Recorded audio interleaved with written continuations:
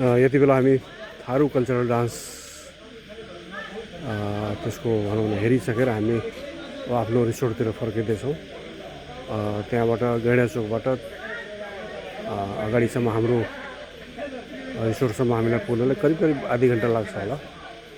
हामीले आधा बाटो चाहिँ तय गरिसकेका छौँ। साथीहरू पछाडि हुनुहुन्छ र केही साथीहरू अगाडि पनि हुनुहुन्छ। मैले चाहिँ बिचमै रोकिएर यो दृश्य कैद गरिरहेको छु। साथीहरू एकदमै फनी मोडमा रमाइलो गरेर आउँदै हुनुहुन्छ।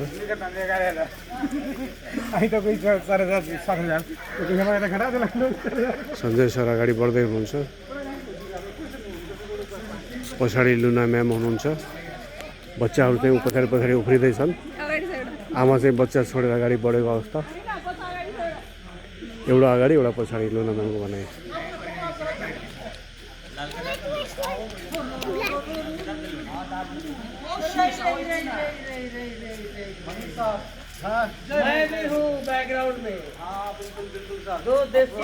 सर एकदम रमाइलो मोडमा हुनुहुन्छ।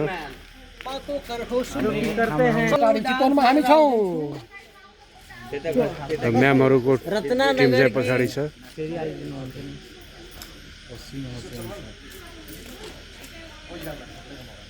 वसिम सर र केसरी सर र लामो समयपछि थारू कल्चरल डान्स पनि हेरियो। हुन त हामी पर्सा जिल्लामा बस्छौँ र त्यहाँ थारू कल्चर, थारू संस्कृति, थारू सभ्यता, थारू रहनसहन, थारू नृत्य हामीलाई कुनै नौलो कुरो होइन। तर सौराहामा चाहिँ जुन किसिमले थारू नृत्यलाई प्रस्तुत गरिन्छ त्यो चाहिँ पक्कै पनि प्रशंसनीय छ। पर्सा या बिरगन्जतिर हामीले हेर्दाखेरि चितवन र पर्सा चाहिँ अब भनौँ जोडिएकै छिमेकी जिल्ला नै हुन्। तर त्यहाँ जति गरे पनि यो थारू नृत्य संस्कृतिलाई चाहिँ व्यावसायिक रूप दिन सकिएको छैन। जबकि त्यहाँ पनि केही ठाउँमा चाहिँ होमस्टेहरू सञ्चालित छन्। तैपनि यो सौराहा चाहिँ अब अन्तर्राष्ट्रिय रूपमा नै एउटा पर्यटकीय केन्द्रको रूपमा चाहिँ विश्वव्यापी रूपमै परिचित भइसकेको हुनाले चाहिँ यहाँको थारू समुदायले यो आफ्नो थारू नृत्य, सभ्यता, संस्कृतिलाई चाहिँ कमसेकम विश्वव्यापी रूपमै पर्यटकहरूलाई चाहिँ चिनाउने काम गरिरहेका छन्।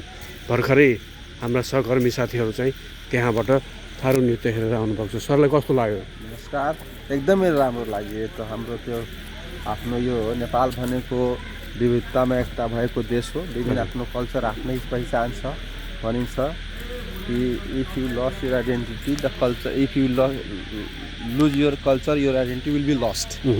त्यस्तै छ हाम्रो यो कल्चरलाई, हाम्रो संस्कृतिलाई जोगाएर राख्नु भनेको हाम्रो पहिचान हो। हजुर, त्यो हाम्रो देशमा विभिन्न जाति धर्मका मान्छेहरू बस्छन्। आफ्नो समुदायको र आफ्नो कल्चरको संस्कृतिलाई जगेर्ना गर्न सबैको आफ्नै चाहिँ यो एउटा भनौँ न यो विरासतको रूपमा रहेको छ। र यहाँको थारू कल्चरले कस्तो राम्रोसँग आफ्नो संस्कृतिलाई झल्क्ने गरी कल्चरल डान्स प्रोग्रामहरू अर्गनाइज गरिरहेका छन्। यो विभिन्न विदेशबाट आएका पर्यटकहरू पनि गएर एकदम रमाउने, इन्जोयमेन्ट गर्ने अनि उहाँहरूको दुईटै कुरा भइरहेको छ।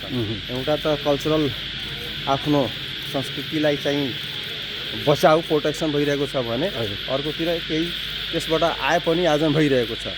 र साथसाथै चाहिँ मान्छेहरूले विभिन्न चाहिँ तनाव, स्ट्रेस काम गर्दै त्यो इन्जोयमेन्ट गर्नको लागि गएर मनोरञ्जन पनि लिइरहेका छन्। यसरी हेर्दाखेरि चाहिँ सबैको फाइदा हुँदो रहेको छ। धेरै नै राम्रो लाग्यो। सबैले आफ्नो चाहिँ कल्चरलाई जोगाउनुपर्छ भने मेरो मान्यता रहेको छ। धन्यवाद। Thank you sir.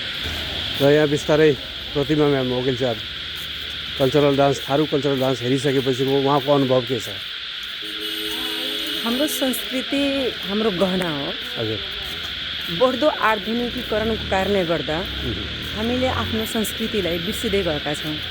तर यो थारू कल्चरले जुन यो चितवनमा प्रोग्राम, हामी सौराहामा छौँ, यहाँ जुन प्रोग्राम उहाँहरूले अर्गनाइज गर्नुभएको छ त्यो हेरेपछि आफूले एकदम खुसी लागेको छ। कहाँ न फिल भएको छ। साँच्चीकै हामीले आफ्नो संस्कृतिलाई बचाएर राख्न सक्यो भने आधुनिकीकरण आए पनि हामीले आफ्नो संस्कृतिलाई जोगाएर राख्न सक्छौँ जस्तो मलाई अनुभव भएको छ।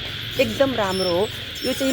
प्रत्येक समुदायले आफ्नो कल्चरलाई, किनकि हाम्रो कानुन भनेपछि प्रथा र संस्कृतिबाट पनि प्रादुर्भाव भएर आएको देखिन्छ। अनि यो कल्चरलाई जोगाएर राख्यो भने हाम्रो आउने पुस्ताहरूले पनि थाहा जानकारी हुनसक्छ कि वास्तवमा हाम्रो पुस्ता पहिलेदेखि कसरी अनि कतिको सङ्घर्ष गरेर यहाँसम्म पुगेका छन् भन्ने उनीहरूलाई पनि फिल हुन्छ। मलाई थारू कल्चर प्रोग्राम एकदम मन पर्यो, त्यसको लागि धन्यवाद है। हस्, धन्यवाद। र सौराहाको रात्रि जीवन अहिले पनि यो सौराहाको एउटा चिनो झल्किने ठाउँमा चाहिँ हाम्रा साथीहरू आफ्नो एउटा स्मरणीय संस्मरणीय चित्र चाहिँ याद गर्दै हुनुहुन्छ।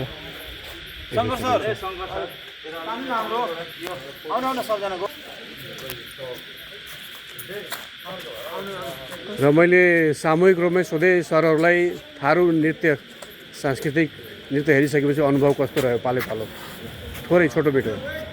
एकदम नौलो छ। मैले यो पहिलोचोटि देखेँ, एकदम राम्रो थियो, युनिक थियो। तपाईँ छौचोटि हेर्नुभयो, मेरो पहिलोचोटि थियो। मेरो लागि त अब नौलो नै थियो, तर धेरै राम्रो लाग्यो। पर्सा जिल्लामा पनि थारू समुदायको बाक्लो बसोबास छ होइन? त्यही पनि थारू समुदायले त्यहाँको आफ्नो संस्कृतिलाई यसरी व्यावसायीकरण गर्न नसक्नु र यहाँ चाहिँ पूर्ण रूपमा व्यावसायीकरण गरिसकेको अवस्था छ। किन होला त? के कारण छ? हजुर हजुर हजुर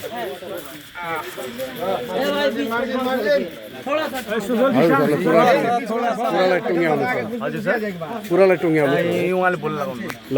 पर्सा जिल्लामा थारू संस्कृति छ होइन? सौराहामा पनि छ, चितवनमा पनि छ, तर पर्सामा व्यावसायीकरण हुन सकेन, सौराहामा या चितवनमा हुन सके। यसको कारण के होला? पर्सा जिल्लाको उत्तरी बेल्टतिर सर थारू बेल्ट नै छैन, तर उहाँहरू अब पुरानो आफ्ना कल्चरहरू आफ्ना कुराहरू बुझ्नु भएको छैन कि कसो होला। तर यहाँ चितवनको सुरुदेखि नै हो सर होइन, त उहाँहरू जोगाउनु भएको छ। थारू कल्चर भनेको उहाँहरूले जोगाउनु भएको छ चितवनहरूले। त मलाई के चाहिँ राम्रो लाग्यो भने नि सर, कमसेकम यो चाहिँ आफ्नो जुन जातिको जुन एउटा चाहिँ हुन्छ नि त्यो संस्कृतिलाई जोगाएर भन्छ नि त्यो मतलब त्यो संस्कृतिलाई जोगाउनु पनि भयो र त्यसबाट आम्दानी पनि भयो क्या। संस्कृति पनि जोगिरहेको छ र आम्दानी पनि भइरहेको छ। धन्यवाद। यहाँ नजिक चाहिँ अफरोज सरले केही बोल्न चाहनुभएको छ? हो, धन्यवाद सर मौका दिएकोमा। के छ भने मलाई के लाग्छ भने एउटा थारू जाति आदिवासी जातिको रूपमा औलो रोगलाई पनि भगाएका हुन्। यहाँ खेतीपाती होइन, नदीको चाहिँ जीवन अनि माडी भन्ने ठाउँबाट पनि उहाँहरूको यता पुरा विकास भएको हुनाले उहाँहरूले आफ्नो पेसामा कृषि होइन, पर्यटन अनि नाचगान संस्कृति यो सबै चाहिँ एकदम राम्रो सेटअप भएको हुनाले चितवन नेसनल पार्कले झन् पर्यटनको लागि धेरै मद्दत गरेको छ जस्तो मलाई लाग्छ। धन्यवाद। मैले चाहिँ प्रोपरली दुईजना के भन्न खोज्दैछु केसरी सर, जस्तै हाम्रो थारू संस्कृति हाउस छ नि, त्यस्तै पनि भोजपुरी संस्कृति हाउस हुनुपर्छ, किनकि यसले कल्चरलाई संरक्षण गर्छ। उनीहरू पनि उहाँ पनि यहाँ जुन हामी हेरेँ आज वाच गऱ्यौँ, यसले पनि एउटा जातिको भनेको संस्कार संस्कृतिलाई संरक्षण गरिरहेको छ भने त्यस्तै भोजपुरी भनेको संस्कृति हाउस खोल्यो भने भोजपुरी समाजको जुन छ त्यसलाई पनि संरक्षण गर्छ भने एउटा रोल खेल्छ भने मलाई बुझिएको छ। हस्, धन्यवाद। अन्तिममा मैले थारू समुदायकै सर दिपेश सरलाई सोध्न चाहेँ, किन चितवनमा चाहिँ विशेष गरी सौराहामा चाहिँ थारू पर्यटन संस्कृति कल्चर नृत्य गायन जे पनि समग्रमा सबै बिक्ने, तर हाम्रो थारू समुदायको बाहुल्य रहेको पर्सा जिल्लामा चाहिँ नबिक्ने कारण के होला? कहीँ न कहीँ थारू समुदाय भौगोलिक रूपले बाँडिएको बुझिन्छ।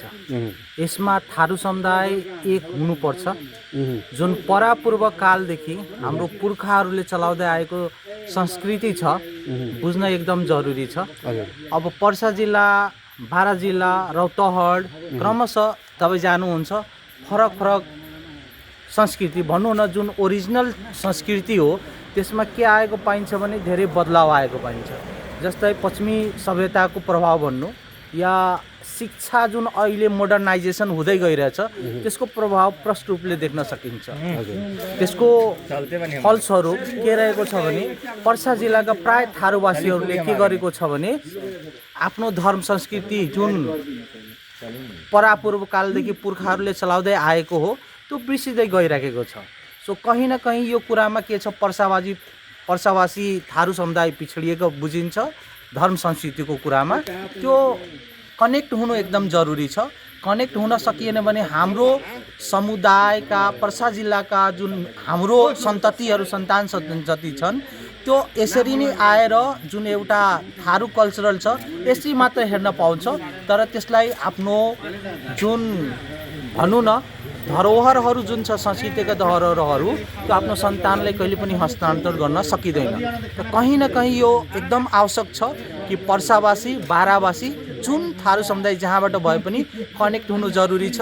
आफ्नो धर्म समुदाय रीतिरिवाज लवाई खवाई एकदम सबैलाई हस्तान्तरण गर्दै जानुपर्छ। किनभने धर्म समुदाय जुन संस्कृति छ एकदम हाम्रो पहिचान हो। त्यसले नै हामीलाई के हुन्छ भने एकतामा अनेकता भनेर बुझाउँछ। Thank you sir.